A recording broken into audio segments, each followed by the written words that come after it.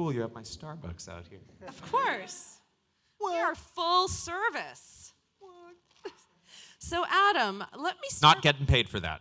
Not getting paid for that. See, he turned the logo away. In between being a choreographer, director, producer, writer, wedding officiant, activist on behalf of the Trevor Project, did you decide just you had so many open hours in the day that you're going to become a novelist?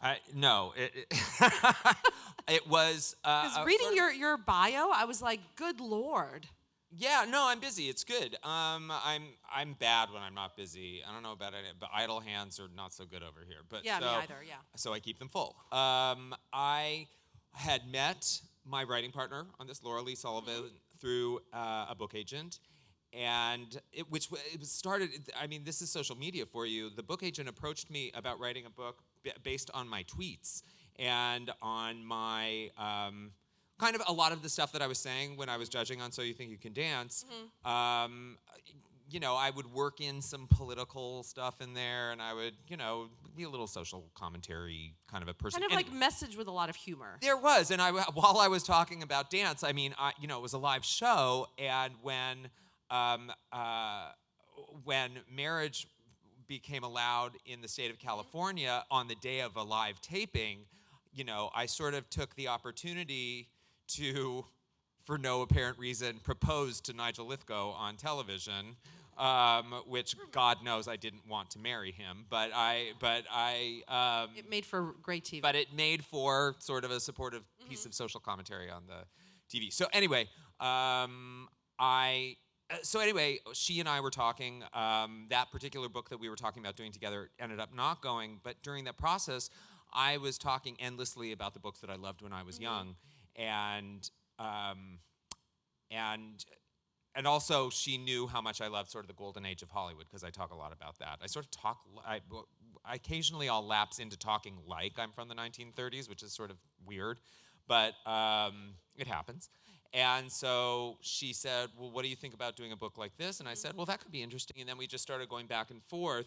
And the next thing I knew, she had sort of roped me into writing these first few chapters, and then the book was sold. And then once it's sold, you just sort of have to do it. And so you can't not deliver it. So that's how it happened. That's really how it happened. So this book is about a young lass named Lucille, who is a laundress.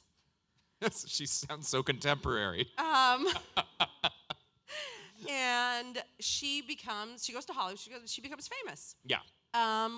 What inspired this particular story, and did you base her on anyone from real Hollywood? No. Well, she's actually, that's not true. Her background is very much along the lines of, I borrowed from a few of them, but there's some real Joan Crawford in the backstory. But both of their stories, because the other lead character is a boy who's from a wealthy Scion family, a New York elite family, who ends up finding out that his father's corrupt, so he ditches his background, goes on the road, becomes a vagabond, and then ends up in Hollywood. They two meet, and then they fell in love over murder. So she's hiding a secret. Yeah. So basically, what we were trying to find our way into was a new way of telling the old Dashiell Hammett Thin Man sort of story, and find a sort of a younger audience version of Nick and Nora Charles that could banter and have that. It's a real tried and true kind of couple relationship that works in all forms in entertainment. So that's what we did. We sort of backed into figuring out how we could get those two together and then have them start solving crime in the golden age of Hollywood. Honestly, to me, what is so fascinating is how back then, before social media, before you could do exhaustive research on people, you could just completely reinvent yourself. 100%. And you could literally just... The studios totally controlled what information was out there about you, what the perception was. There was a lot of, fabricated relationships going on. And that's why, people could be so beloved when they were so fucking crazy, and not. Can I swear? I'm sorry. You can swear. I can. Oh, okay, good. Because I fucking swear a lot. So no. So there was a lot of. it was all studio fabrication back then, but also there was, the precursor to the sort of the TMZ, Perez Hilton, and all of that. That was born of the old Hedda Hopper. and Luella Parsons and all of that. So the gossip columnists ruled the day. I mean, one of the greatest noir movies of all time that was made, Sweet Smell of Success, is all about that. So it's real. I mean, there's real stuff in the book. There's like real things that historically happened in there, and there's real people portrayed in there, especially in the second one. I just delivered the second one in the series, and the second one actually all takes place at Hearst Castle, and it's all like Marion Davies and William Randolph Hearst and all of that. It's like the first reality show contest. I'm now, of course, promoting the second book, and you have the first one isn't even on the shelves, but it's fun to dig into this time and just make up things that happened back then. And I know we talked about this a little bit backstage, but could you ever see this becoming either a TV series for something like HBO or a movie? Well, I don't think HBO does it. If you look at HBO, and I have two projects that I really love at HBO, two really extraordinary things. And these were actually announced, and they were in the papers, so I can talk about them. Because they're not getting made yet. They're in development right now. But one is I have the life rights of one of the old, shall we say, family guys, one of the old mob kids from Little Italy, who was one of the original three who had their name on the lease that owned Stonewall. Oh my God. So it was these young, like 19-year-old mafia kids who actually were largely responsible for gay rights as we know them today. And so that's in development now at HBO. That's a story you never hear. It's absolutely a story you never hear, particularly about that relationship, because what was so cool about that relationship was that by all accounts the family had no feeling really one way or another about anybody's sexual orientation. It was just a revenue stream. And so they made this sort of strange deal because they were both outlaw cultures at the time. So anyway, so there's that. And then I have another story that's sort of the true story of Gypsy Rose Lee's family, which was much, much, much crazier than the Seriously? musical Gypsy. It's No, crazier another than- Butch story from Adam Shankman.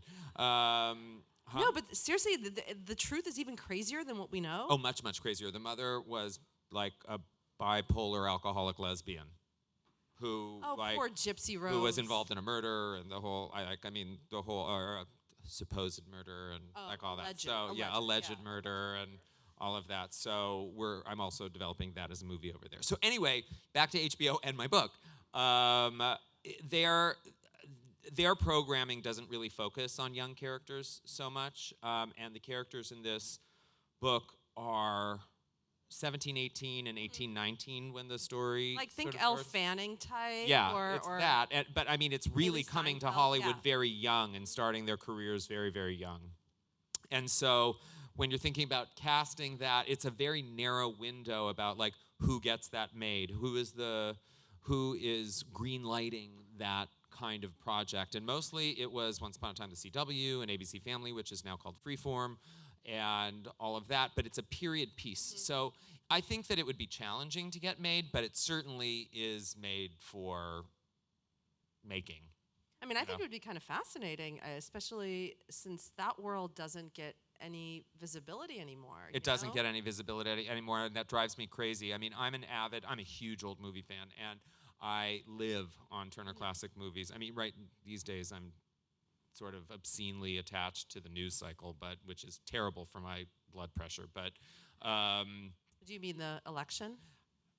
Would that be what you're referring to? Yeah, I can barely. I know. I can barely speak of it. And what just happened in North Carolina is unspeakable. And there's so much going on out there that is just breaking my heart about what's happening in the world right now. But that having been said, what I've always done is I like to hold a little bit of a mirror up, sort of entertain, make fun. That's all I can do is go hey, it's not all bad. It's not all grim. It's like, we have to try to have hope and heart and all of that. But so I make entertainment, I mean, certainly two movies that I made, both Hairspray and Bringing Down the House, were about, terrible racist people, involved in how it was dealt with, and I dealt with it with a lot of humor and just, that's how I approach it all. But I'm certainly not scared to run straight at it. But so what about this world is Yeah. so fascinating to you? I mean, for me personally, I was reading What about if- Natalie Wood, and because they're launching a fragrance now, and What do you mean? Who's launching a her fragrance? daughter's launching a fragrance. Oh my God! I was like, Natalie Wood's launching a fragrance. That's She came back really from the reaching dead to back. launch it, yeah. No, but you read about like how she got her start, and it's like, Yeah. Jesus. No, I know. Wow, that girl had it. Well, rough. there was, sort of a starlet university, and people were made contract players. When you were a contract player, you were assigned to any studio who had you on contract would oftentimes select the movies that you were going to do, and they were controlling what you did. And you were, you were learning elocution and posture besides your acting, and how to behave out in public, and building you to become, these sort of legends that we sort of perceive them as today. I mean, if you really think about, the stars of yesteryear, they really don't seem like people.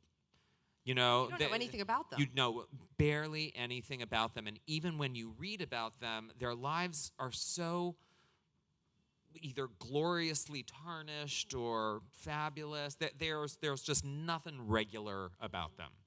And so the book kind of, looks behind the curtain a little bit without getting too heavy about it, but at that. But people were, driven and backbiting like they still are today, and it just looked a little bit different. They dressed a little bit different, and even in I've just always been attracted to that kind of everything's a little too much. If you look back at when I made my first movie was The Wedding Planner with Jennifer Lopez and Matthew McConaughey. And people like Why that. are People you- even know what that is. Oh my Like, God, that are you feels kidding so me? long ago. That movie was huge. No, it did good. But I feel like you're so apologetic. Like whenever you name one of your movies that did really well, or I wince, so you're right? like, oh. I'm not a person who particularly celebrates anything I've done. It was a job. It was something that I did. When I'm done with it, I end up looking back at it and going like, that was me then. Or, wow, that's an interesting document of mistakes that I made. Or, oh, Jesus, people saw that. Or whatever it was it's sort of like when something happened along the way in my life where I was like super excited to do things and to be able to, at first it was the dancing, then and the choreography and all of that. But then when it became about the directing, suddenly it got this obviously extra level of scrutiny, and I was dealing with, I ended up becoming pushed more forward into the conversation because I was telling the stories and I was making the big decisions and all of that. That it became much more like, I'm proud that I've had the career that I've had. I'm certainly not gloriously proud of everything that I meant.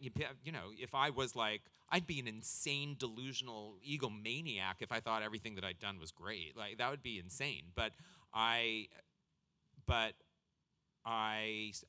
feel like I'm a realist about it, but I'm proud that I've done it all. And it's been I've had a really cool life and a really cool career. Yeah. So, and I just wrote a book, which is the craziest thing because I've always been You wrote terrified 2 of. books. I've written 2 books. I know, and I've been always scared of sort of the blank page, and you can't go through the fear anyway, but just sort of go through it. And if anybody's interested in things like if I might want to write a book, I think what you have to do. This is what I had to do. You have to just sit down and not worry if it's bad. You have to just actually start doing it. You can't make it until you do it. But how do you do that? Because you have to get over a psychological hump and go like, you know what? I have something that I want to say, so I'm just gonna blurt it out and like vomit it out, and then I'll bring it down. I'll condense it later. I'll bring it down and I'll finesse it and I'll do that. But you have to just start getting it out of you. That's been my experience. But being afraid of writing the bad version is what will make you never write. That's how I get it. You can't. It's all about sort of just getting over that hump. All right, and on a different note, Yes, ma'am. Yes, nice little segue to your musical. The new one. Oh yeah. I produced a movie several years ago when when he was just little Zac Efron called 17 Again. I made this movie called people like that movie too. I make happy movies. Come on. But yeah, we produced that, and now we are developing a musical of it right now. That is. We're sort of figuring out where the first production is going to be right now. All of the read-throughs have gone incredibly well, and very soon a production of it is going to be mounted in one way or another, and then probably coming through New York. So that's very exciting to do that. What is the toughest part of putting together a musical? Because that seems like one of those endeavors that is just monumental. The toughest part is getting building up confidence in the money part of it. It's sort of like everybody is so scared now of losing money. The creative part of it isn't that hard because it's no different than anybody going like, hey, let's go shoot a vine outside, or let's go do this thing. I mean, it takes obviously longer and it takes more work and all that, but it's that same impulse that to, make a Instagram video or whatever that also leads you straight into let's make this into a musical. So you hopefully hire the right team and you get everybody together, and then once it's all together and you have it, getting everybody going like, oh God, now to go and do it, where you have to go spend X amount of dollars. Yes. And so you have to, and everything that you make takes a leap of faith. There's no such thing as a guaranteed done deal, as much as it feels like, Iron Man or the Avengers or Batman versus Superman. I love that I'm now promoting movies coming out this weekend. That you have nothing to do with. As much as, yeah, because they're not getting enough press. I hear it's fantastic, though. As it's just that same impulse, just on a huge scale. Everything can fail, but everything can also succeed. And so, you just have to sort of have blind faith. It's so true. We just had Nia Vardalos here, and we were talking about My Big Fat Greek Wedding, and how no one wanted to make it, and no one thought it would make $1, and it became the highest grossing romantic comedy of all time. So there you have it. No, yeah, I mean, you believe in it. Yeah, I mean, you just never know. I mean, listen, everything is also, it's not always just about the quality. A lot of times it's about timing and mood. And that movie came along in a time where it felt like the world really wanted that. When I made, this is going to sound, again, now I'm not belittling something I've made, but when I made Bringing Down the House, it was released on the weekend that we declared war on Iraq. And everybody was in this incredibly low, depressed space. And it suddenly became, it made over $30 million its opening weekend, which was for a comedy at that time certainly huge. And Steve Martin had never had a movie open like that. And it became his highest grossing movie, and all of this stuff. And I really believe it was because of the mood in the country. Or the chemistry between Steve Martin and Queen Latifah, and the fact that the movie I know, was but really they weren't. funny. But it wasn't like they were like. I mean, he was obviously a huge star, but her star as a movie star, that was still just kind of building. That was not in the bank. Chicago had come out, so we were lucky that had become the monolithic thing that it did. But it was still, the chemistry between them was great, but also Eugene Levy was great in it. And I mean, listen, there was just a lot of smart marketing behind it, but I'm telling you, I think a lot of it had to do with the mood in our country. What people wanted to see at people that moment. People wanted some relief from the strain of the stress of the fact that we were going to war. So anyway, that's just my theory. You can take it for what it is. And before we turn it over to the audience, I want you to talk about the Trevor Project and Operation Smile, because those are two amazing organizations. Yeah. That you're very active in. I'm very, very active in my two charities that I'm the Dizzy Feet Foundation. The Dizzy Feet Foundation, Dizzy Feet Foundation is mine with Nigel Lithgow, which is all about dance and arts access for underserved communities all over the country, which is, you see these. It's not about finding or building a person to be on Dancing with the Stars. It's really about creating communities, a place for them to come together and bond and do something that also doesn't stretch them apart, like like the way that testing does in schools. The arts education is just destroyed. It's destroyed. Like my son is going to be going to one of the top schools, one of the top public schools. Fancy. No, it's a public school. Get real. Oh, okay. But 20 minutes a day of physical activity, and that's it, because they devote so much time to teaching to the test. Yeah. Standardized testing. It's very disturbing to me, because like when I was on the road with So You Think You Can Dance, and we would see person after person after person when we were doing the audition process who would be standing there crying like their parents threw them out of the house because either their sexuality had been questioned, or because there was gang-related issues, or they'd lost somebody and dancing had saved their lives, and dancing had saved their lives, and dancing had saved their lives. Like literally like finding a place where they could express themselves physically and to do something that was artistic, even if they weren't the greatest dancer in the world. It was like, but to see how that had quite legitimately like saved them, we were like, we've got to do something about this. So we've just in a very short period of time, we are serving well over 100,000 kids all over the country, in poor communities all over the place. So that's one.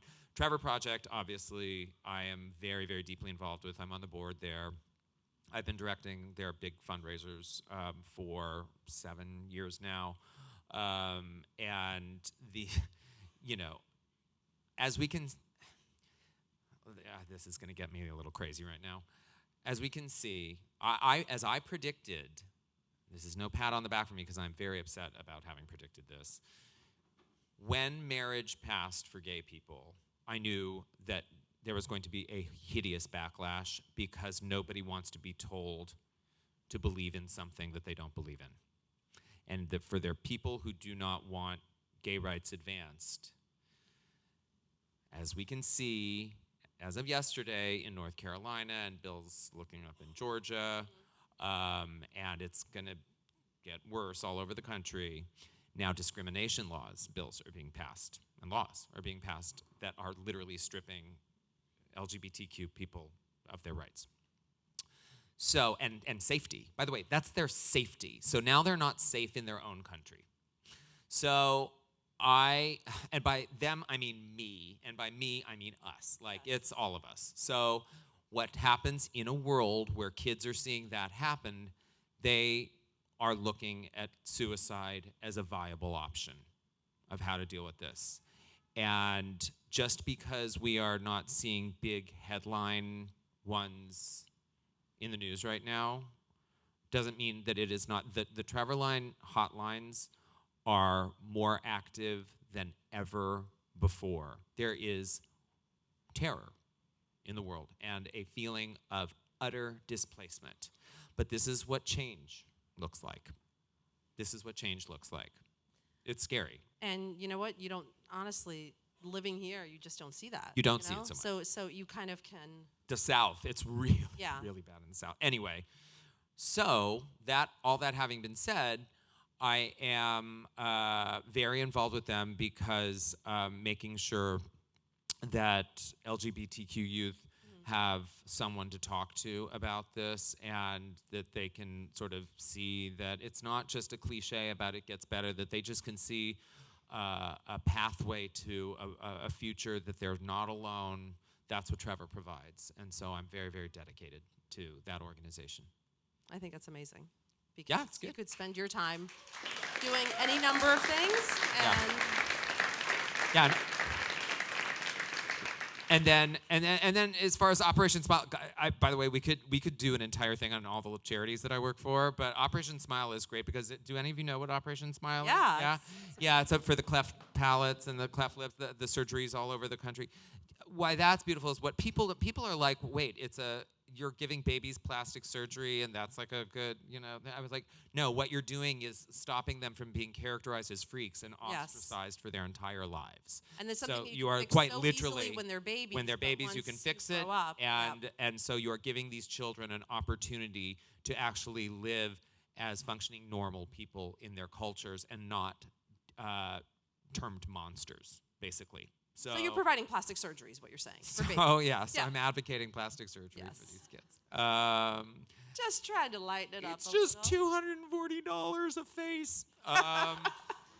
So 5 for the price of 4. I know. Anyway, so yeah, there's that, and then obviously the Human Rights Campaign.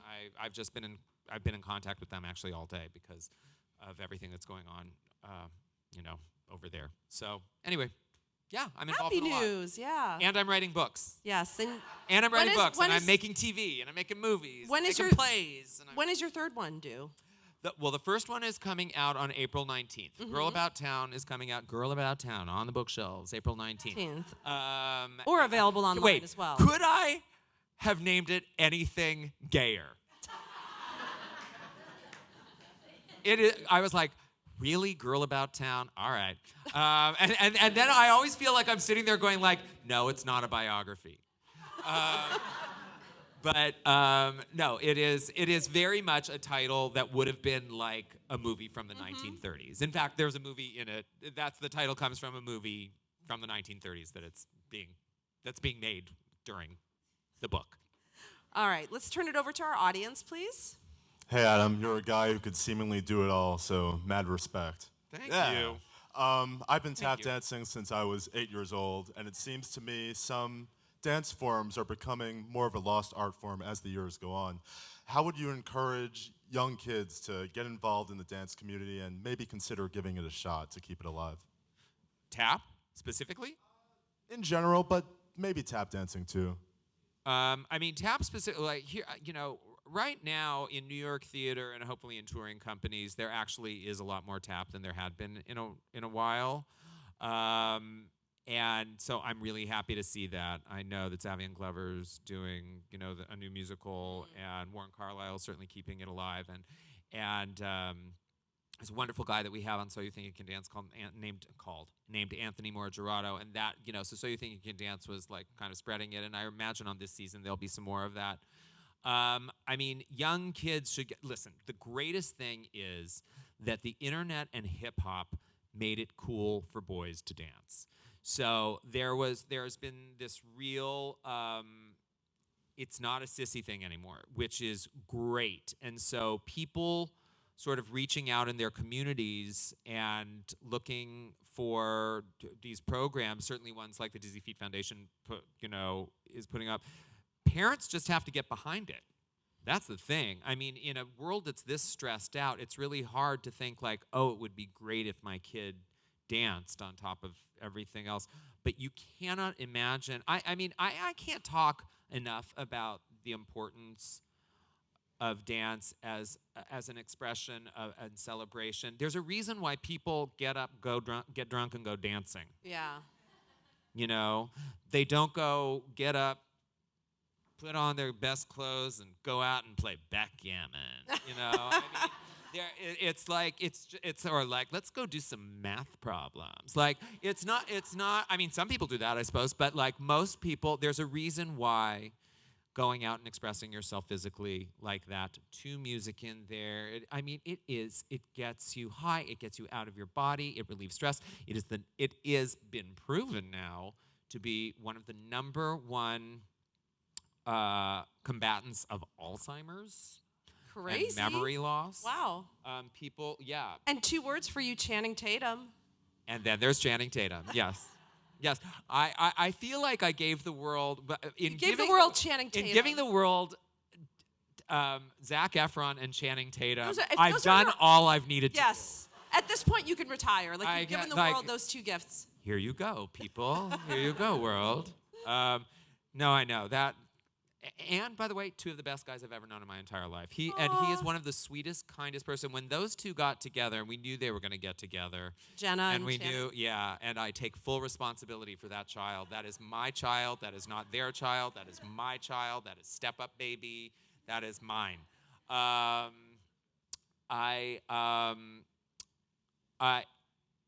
saw 2 people who are 2 of the kindest, sweetest, most generous, warm, good-hearted people I'd ever met, really, sort of coming together, and I went, oh my God, they're never going to get, like, if they get together, they're never getting divorced. And I'm sort of that person. I'm from California. I think that if you get married, it means you're getting divorced. It's sort of like if you run, you need water. I mean, it's sort of like, it's like on the table. It's just the thing that's on the table. And for those two actually made me reevaluate my feelings about relationships in general. Oh my God. Yeah, Aw. they're that good. They're that good. Aw. Yeah, Aw. I know. Look at Happy. And he officiates weddings. And okay? I officiate weddings. I can officiate weddings. I have officiated weddings. But to your point, I think it's just really incumbent upon people seeing dance in the world, getting parents to get behind it.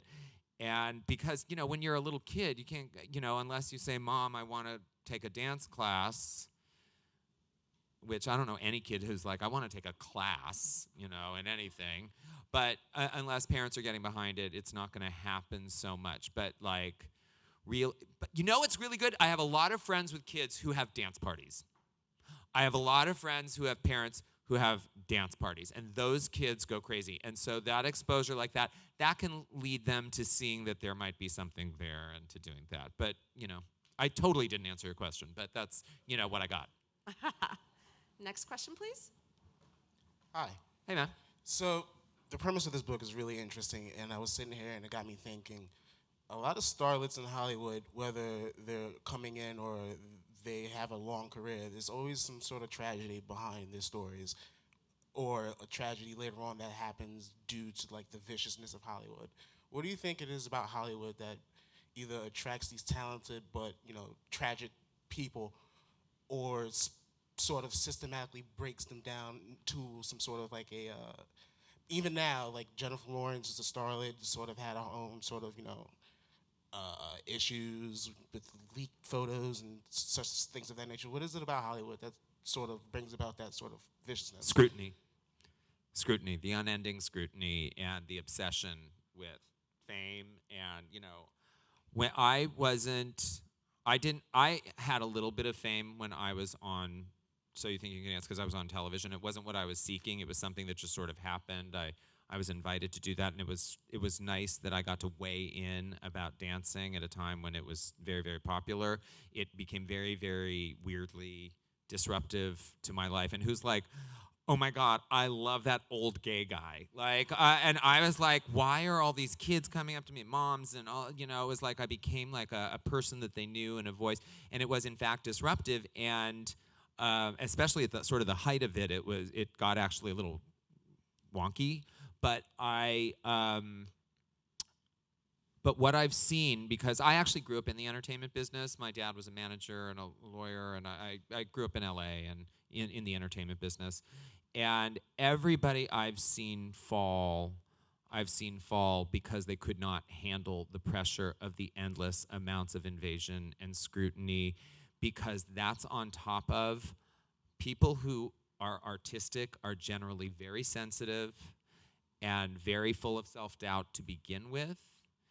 And it is their ability to be empathetic to what is happening all around them and to see people for who they are that makes them talented artists.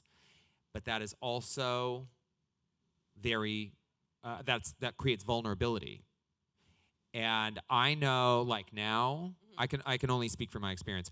It's hard for me to go into malls or to go to big arena shows or anything like that, because I absorb so much energy from like what's around me. I start to like I can't even take it, which is just like, that's just not, I can't just like free myself into the music and be like, woo, great. I'm feeling everything around me. And so anybody who's sensitive is going to be really beaten up by that endless amounts of scrutiny, which doesn't mean I'm saying like, oh, poor celebrities, like I don't mean that at all. And by the way, how damaged do you have to be want to be like a reality star? Like that already, like in and of itself, like I think that I'm so interested, I'm just gonna put it all out there, and I'm gonna say it's because I'm really open and I'm honest. That is not being open and honest, and I'm not bagging on anybody on reality TV. I have a lot of friends who've been on reality TV. It's just you don't know what you're asking for. You just don't know what you're asking for. Or what you're getting into. Or what you're getting into. You think you do and you don't. You think you do and you don't. But what the most important thing to do is to try to figure out how to just sort of how to manage that, how to manage everything that's coming at you. I don't think that people going in with personal tragedy and all of that, I don't think that's unusual in every profession. People the idea, the notion of a perfect person is so fictional that, oh God, look at their life. They're so great. They've got it all. That's bullshit. And we all know that. And, somebody in their family was a murderer, and I'm sure there was something awful. Someone's cheating on someone. It's don't worry about it. There's no such thing as the perfect life. We all know that now. Or if you don't, you will. Now